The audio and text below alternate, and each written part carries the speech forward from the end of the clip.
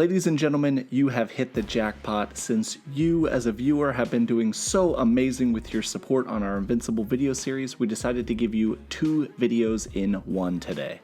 Twice the thrills, twice the laughs, twice the comic book panels set to music while I talk over them.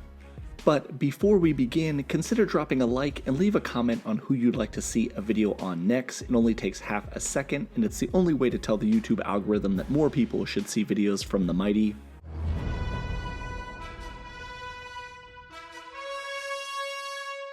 Today's video is going to cover 2 different characters and their complete histories. We will be covering Darkwing and his successor, Darkwing.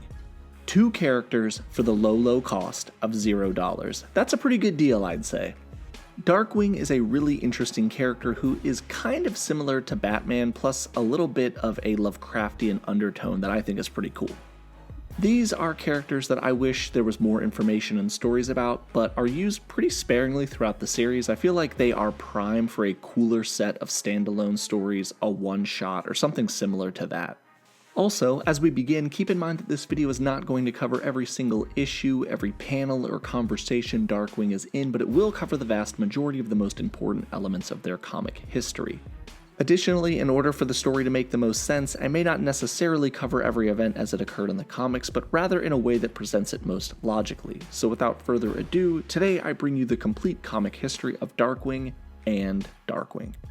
The original Darkwing, whose identity is secret, was first shown in the pages of Invincible 7, written by Robert Kirkman and drawn by Ryan Ottley. The issue is also the first appearance of basically everybody in the Guardians of the Globe, including Darkwing, War Woman, Martian Man, Red Rush, Aquarus, and Green Ghost.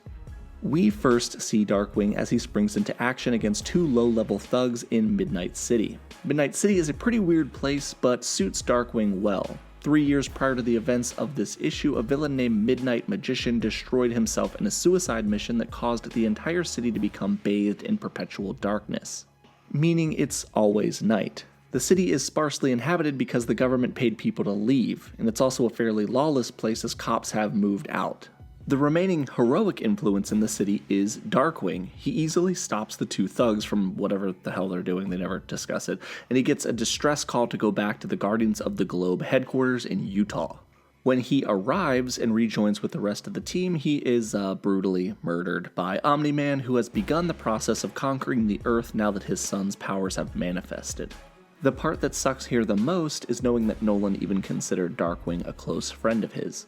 And that is most of the original Darkwing story. He's never shown to have any powers, but much like Batman, who he appears to be based off of, he is in peak physical condition and had a wide array of gadgets and vehicles. Okay, so first video's over, new video, time for the second video. Darkwing II, or the second Darkwing, takes over the mantle of Darkwing from his predecessor. Previously, Darkwing II was the sidekick to the original Darkwing when he went by the name Nightboy. Okay, we're not going to call him Darkwing 2 anymore because that's not what he goes by. After the original dies, Darkwing takes over his legacy and mantle and begins patrolling Midnight City alone.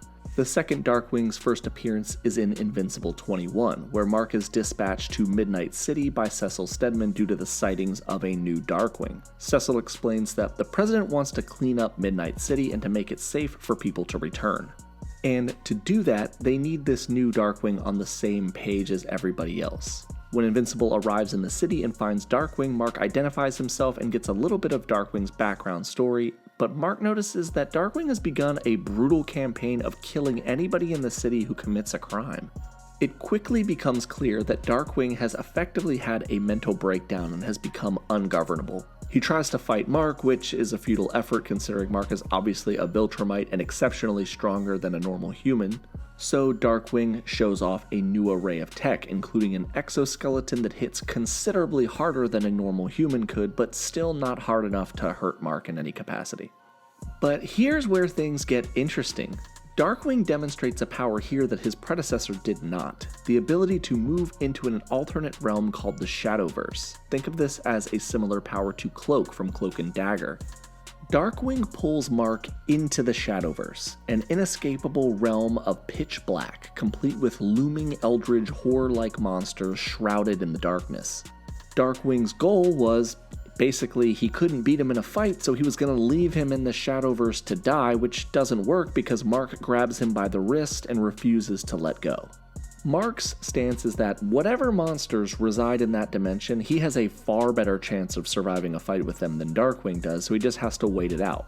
Darkwing cracks and releases them from the Shadowverse. Mark takes him into custody at the Global Defense Agency, and we don't see Darkwing for a while. But Cecil Stedman, ever the opportunist, turns a bad situation into an opportunity for good. Cecil would work with Darkwing to reform the young man and turn him into the hero he knows he could be. In fact, in issues 48 and 49, Doc Seismic returns with a new army of underground creatures and effectively beats Mark, Adam Eve, and a bunch of other heroes, imprisoning them. Cecil dispatches Darkwing, leading an army of Reanimen to save the heroes. Darkwing pulls Seismic into the Shadowverse and knocks him out, effectively saving the entire group. But as soon as the conflict is over, Mark ends up hitting Darkwing and calling him a murderer right out in the open. This shocks the rest of the heroes, who had absolutely no idea that Darkwing had went on a murderous rampage in Midnight City. Cecil covered the entire thing up, got him psychological help, and turned him back into a force for good. This acts as a catalyst for Mark to investigate what else Cecil was keeping from him, finding D.A. Sinclair and the Reanimen Project and the giant falling out between the two of them. Darkwing, however, is added to the Guardians of the Globe and continues to work with the team and be a valuable asset. Darkwing is present when the Mauler twins try to detonate a nuke in low Earth orbit to knock out the communication structure. Oliver Grayson, Mark's younger half-brother, ends up killing the Maulers, and Darkwing looks on in horror, again indicating that his murderous ways have changed. This is later emphasized in a conversation with Black Samson, where Darkwing expresses sincere remorse for his previous actions, but does say that he believed he was doing the right thing in Midnight City at the time due to its lawless nature. But Darkwing's story takes a quick turn for the worse when he decides to help take on the alternate dimensional Mark Grayson squad in the Invincible War. The Guardians of the Globe are dispatched, and Darkwing is facing off against one of the alternate dimension Marks. Using the same tactic he tried on our Mark, he pulls this Mark into the Shadowverse, but he never returns. Following the battle, Darkwing never returns from the Shadowverse, so it's assumed he died in battle within the Shadowverse with the other Mark Grayson.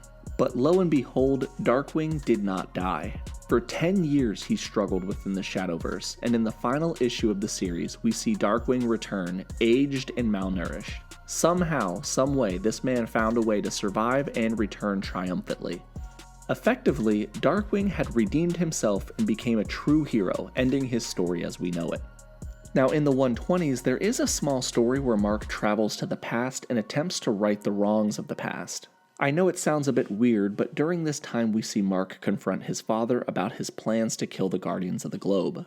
During the process of their repeating battle, the original Darkwing is present and influential in stopping Nolan, saving the lives of that timeline's version of the Guardians of the Globe.